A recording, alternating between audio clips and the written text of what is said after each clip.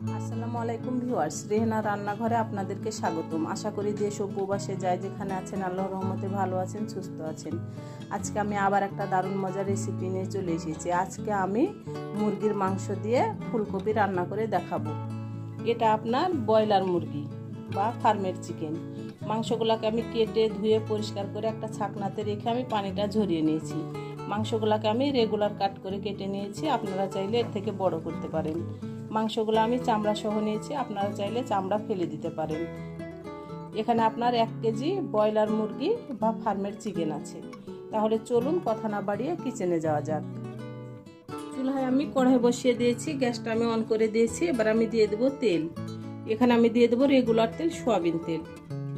আমি এবার দিয়ে দেবো ফুলকপি।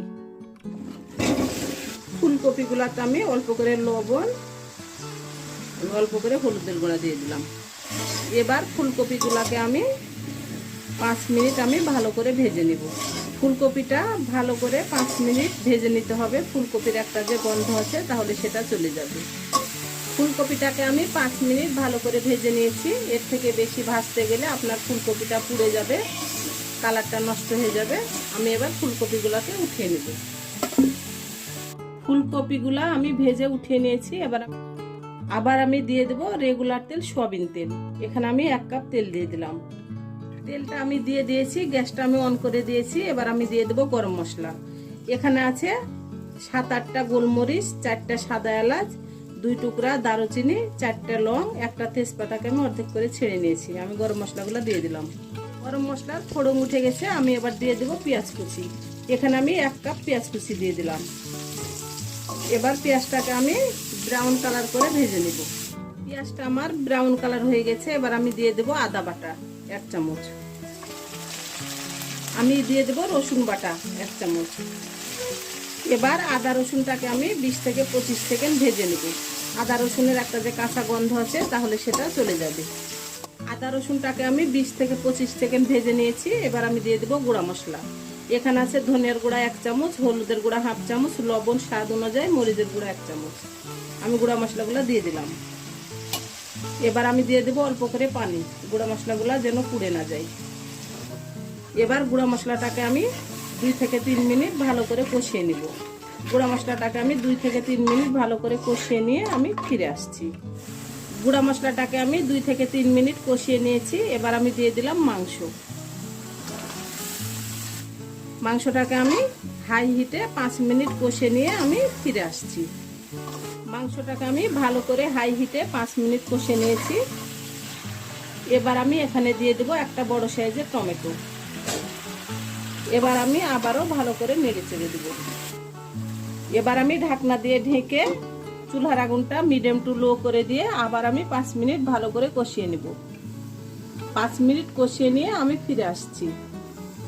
5 মিনিট পরে ঢাকনাটা আমি উঠিয়ে নিলাম। আমি আবারও ভালো করে নেড়ে চেড়ে দিব। আমার মাংস থেকে অনেক পানি বের হয়েছে। এখানে আমি 1 ফোঁটাও পানি ব্যবহার করিনি। আমার টমেটোগুলাও গলে গেছে। আমি এবার দিয়ে দেবো ভেজে রাখা ফুলকপি। ফুলকপিগুলো দিয়ে দিলাম। এবার আমি ভালো করে ঢাকনা ছাড়াই আরও 5 মিনিট আমি কষে নিব। আমার রেসিপিগুলা যদি ভালো লাগে তাহলে আমার ভিডিওগুলা দেখার অনুরোধ রইল। যদি ফেসবুক থেকে দেখেন তাহলে অবশ্যই একটা ফলো দিয়ে দিন। ইউটিউব থেকে দেখলে একটা সাবস্ক্রাইব করার অনুরোধ রইল। হাতে যদি সময় থাকে লাইক, শেয়ার, কমেন্ট করে দিন। আপনাদের একটা শেয়ারে আমি অনেক দূরে এগিয়ে যেতে পারবো। আমি 1 কেজি মাংসের সঙ্গে একটা মাঝারি সাইজের ফুলকপি ব্যবহার করেছি। আপনারা চাইলে এর থেকে কমও ব্যবহার করতে পারেন, আবার চাইলে এর থেকে বেশিও ব্যবহার করতে পারেন। আমি ভালো করে 5 মিনিট কষে নিয়ে আমি ফিরে আসছি। আমি ভালো করে 5 মিনিট কষে নিয়েছি।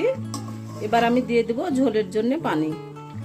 আমি এখানে 1/2 কেজি পানি দিয়ে দেব। আমি ফুলকপি দিয়ে ব্রয়লার মুরগিটার ঝোল করব। আমি পানির পরিমাণটা একটু বেশি দিলাম।